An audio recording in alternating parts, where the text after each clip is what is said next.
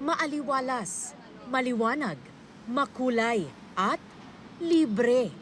Ito ang kabubukas lang na Roxas Boulevard Promenade Light Park sa pagitan ng Libertad Pumping Station at intersection ng EDSA at Roxas Boulevard sa Pasay.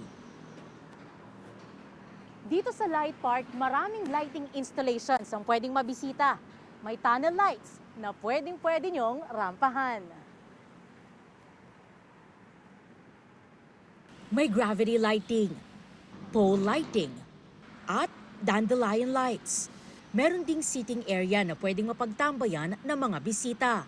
Masayang experience din siya. Makikita mo dito sa habang nandito tayo sa Roxas Boulevard. So, makikita medyo lively, medyo uplifting or upbringing yung place itself. Maganda talaga pumunta rito, lalo pag yung nagmumuni-muni ka. Maganda maglakad-lakad with family, ganun. Pet-friendly din.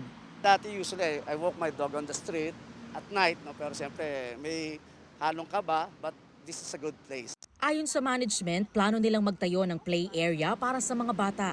May active park zone para sa fitness enthusiasts. Soon, magkakaroon ng bike oval. Safety po kasi meron po kami marshal at meron po kaming first shift, second shift, third shift na nagme-maintenance para maging malinis palagi. Isa itong interagency collaboration na bahagi ng Adopt a Park initiative ng Pasay City. Bukas sa publiko ang Roxas Boulevard Promenade Light Park mula alas 7 hanggang alas 11 ng gabi. Para sa GMA Integrated News, EJ Gomez, nakatutok 24 oras.